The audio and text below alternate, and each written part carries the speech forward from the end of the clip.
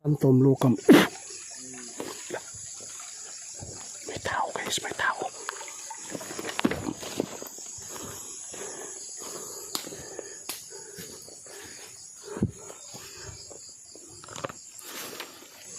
Huwag ka mag-alala, nandito kami. Nandito kami. Ng team din nyo, no? Na para po tumulong sa inyo para maging normal po kayo. Libanos Toron. Pasukayin natin to guys. Diba? Guys, magandang umaga po sa lahat yan. Balik po tayo sa aswang. Kasi po, mayroon po nakapunta dito sa bahay namin kahapon na yung aswang daw dito ay muling bumubulabog po sa mga kabahayan po dito, no? Ito area na to, napunta na po natin doon na matagal na hindi natin naibalikan. Ngayon samahan nyo po ako ngayon kasi po gusto kong makatulong ulit sa mga tao dito. Dinaanan na natin dito guys, no? Maganda talaga, tag-ulan yun. Napunta natin noon tapos medyo ano lang sila, malakas. Ngayon tag-ulan din.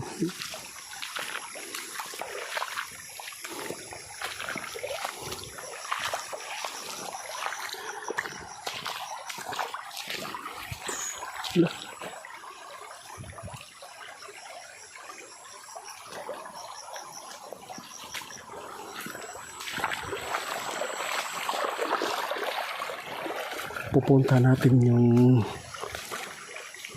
kubo doon kung mayroon pa bang nakatira, kasi nung pumunta tayo doon yung anak lang niya yung interview natin at nagamot na, pero ngayon wala na po ang kanyang anak dito kasi po nag-work na, nagtrabaho na sa siyudad ngayon kasi naging normal na po siya. Ang sabi po nila dito, hindi na po daw umuwi yung anak nila dito, yung interview natin.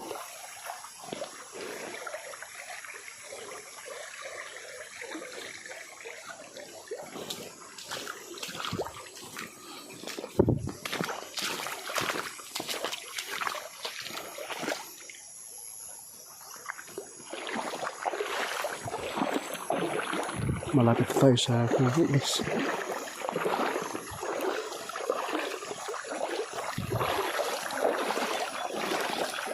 Ang mga bahay dito guys, medyo malayo pa dito sa baba pa.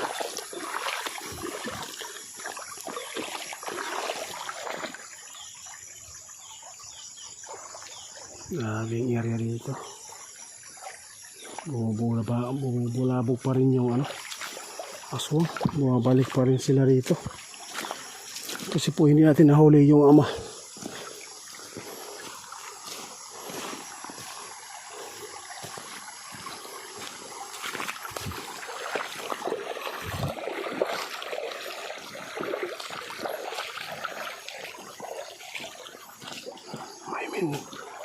May minteryo pala doon.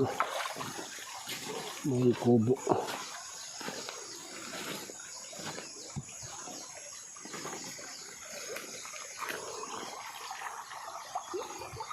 Phantom Locam. Magbakod tayo guys sa katawan natin. Iba yung ramdam natin dito, may kakaiba talagang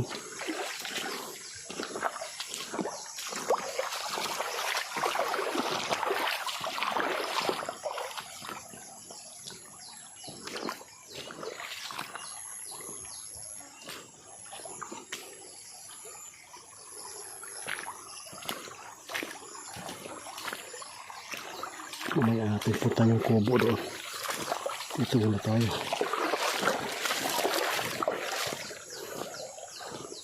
Baka may makita tayong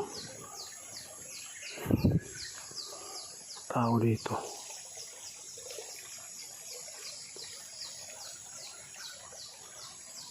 Libanos Toron, Victim Benedictas.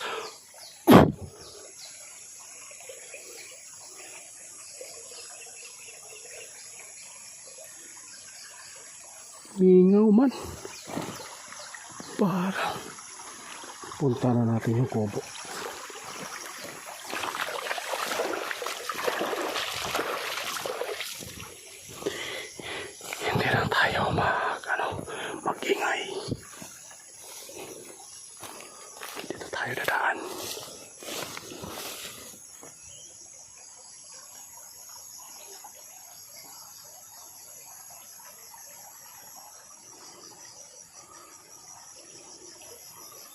narinig tayo sumusunod sa atin.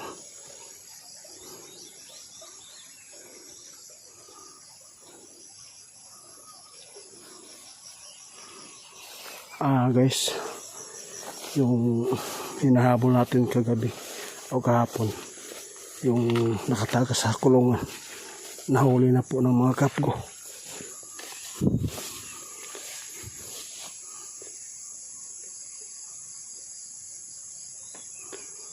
Parang may nakatingin sa atin dito.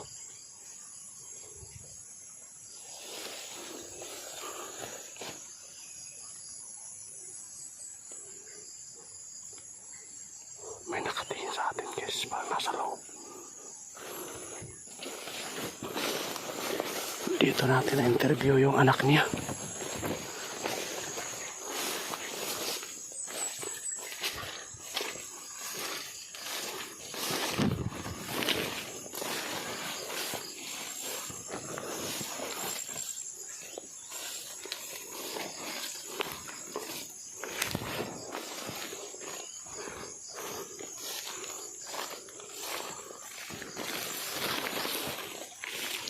Subukan natin opsyonan. Santom Lucam. May tao guys, may tao.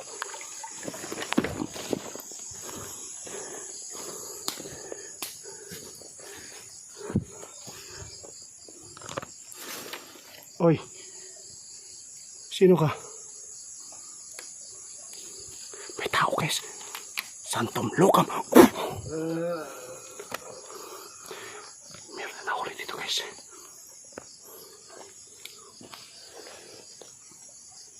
Pwede magtanong? Hindi makasilanan natulog. Masilano man ka.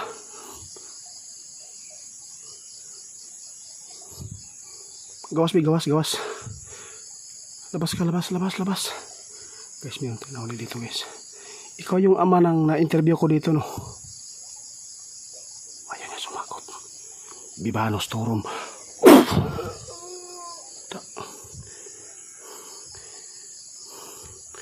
Tingnan nyo guys, hindi tayo kumpiyansa dito. Labas ka, labas. Huwag ka matakot sa akin. Nandito ako para tulungan ka. Guys, tingnan nyo guys.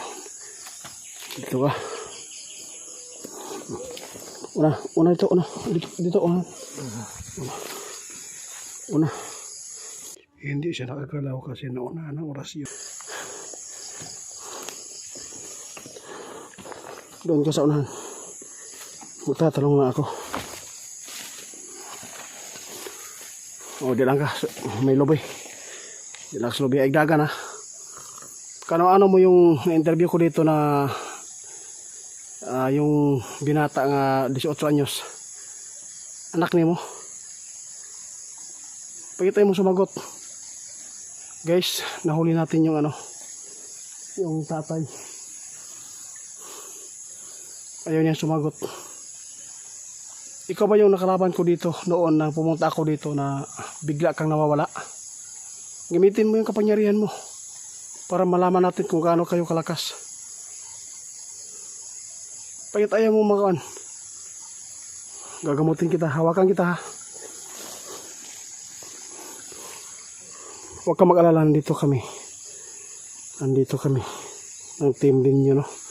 Na para po tumulong sa inyo para maging normal po kayo.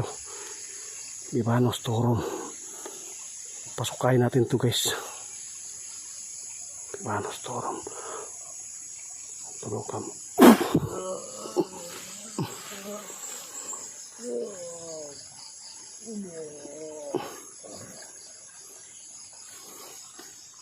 Guys, mahirap pasukayin to kasi